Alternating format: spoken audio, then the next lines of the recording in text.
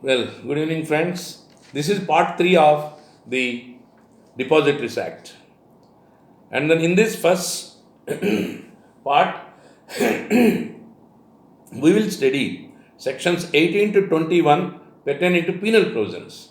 Because now you have learned that the depositories must maintain accounts, must maintain registrations, and then make out agreements with the beneficial owners. And the participants will have to facilitate that, and participants have got a role as agents. They act as a conduit pipe between the beneficial owner and then this particular depository. All these things, if suppose are not complied with, it will attract penal provisions. The punishment is heavy, as it is the case with SEBI and SECRA. So, for example, under section 18 of the Act, the SEBI, in the interest of public or in the interest of investors, can call for inquiry and call for any information from either depository or participant. Under section 19, the SEBI is empowered to issue any direction.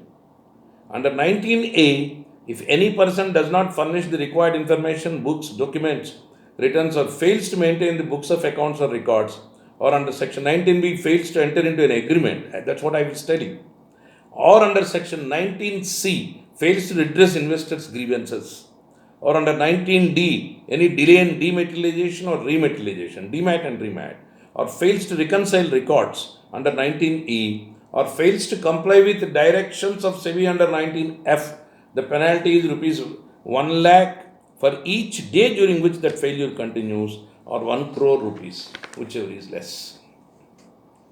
Now, friends,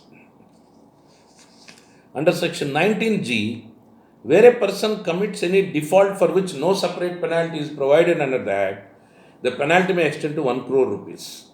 That's why I said SEBI, SECRA and depositories, penalty is very heavy and then punishment also is severe. Section 19H empowers the SEBI to appoint any officer not below the rank of a division chief called adjudicating officer to impose penalties. So, SEBI will impose penalties if there is a violation proved.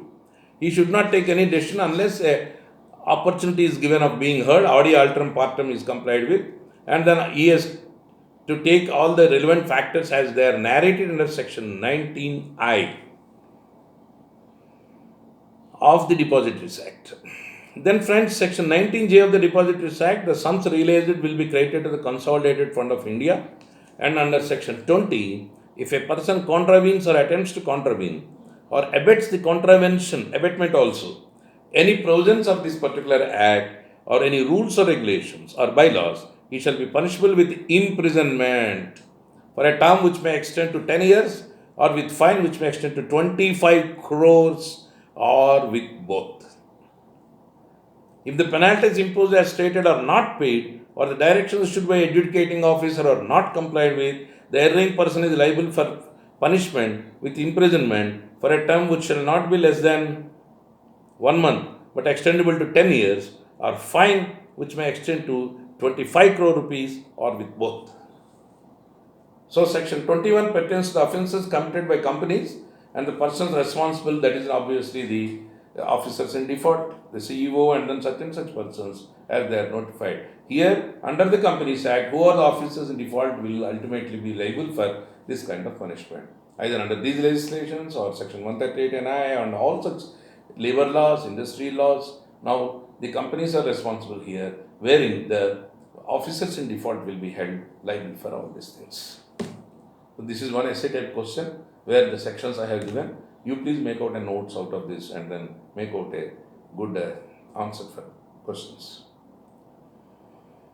Now, the last part of the discussion, sections 22 to 31 deal with miscellaneous provisions, that is rule making and all that. Section 22, for example, central government or state, in fact, or the SEBI can make a complaint of any offence to a court of sessions. Then this is a important provision and a special power. 22A, the Security Supply Tribunal or the court can compound the offences. Under section 22B, central government can grant the immunity of penalties. Section 23, before commencement of Securities Law Second Amendment Act, if any order is passed by the SEBI, it was appealable to central government, but after the inception of appellate tribunal under section 23A, Now it is routed to the appellate tribunal. So again I told you, the appellate tribunal comes a SAT, Securities Appellate Tribunal, under section 23A, and any order of SEBI or its adjudicating officer is challenged under 23A in the Securities Appellate Tribunal, and then sections 23A to 23F contain the provisions in this regard, and under clause KA to subsection 1 of section 2 of the Act, SAT means the SAT established under the provisions of the SEBI Act, and the same provisions apply here also. The provisions are common to the issues under SEBI Act, SECRA and the depositories. So, same powers, appearances, procedure, the application of CPC with regard to calling for notice, issuing notices, personal presence, appearance, and then such and such other related things will equally apply. Then appeal lies to the Supreme Court. Same provisions will come. So finally, section 24 empowers the central government to make rules, 25 empowers SEBI to make regulations, 26 empowers depositories to make bylaws, different categories. Section 27, the rules and regulations must be laid before the Parliament.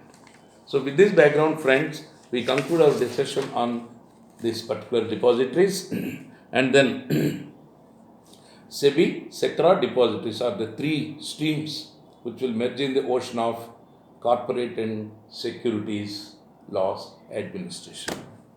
So you have to now download the legislations and then prepare yourself, prepare well, and then as I told you, I have been repeatedly telling rather, none of my students must be left off, and every one of my students, private or regular, must come out with flying colors, with distinction mark.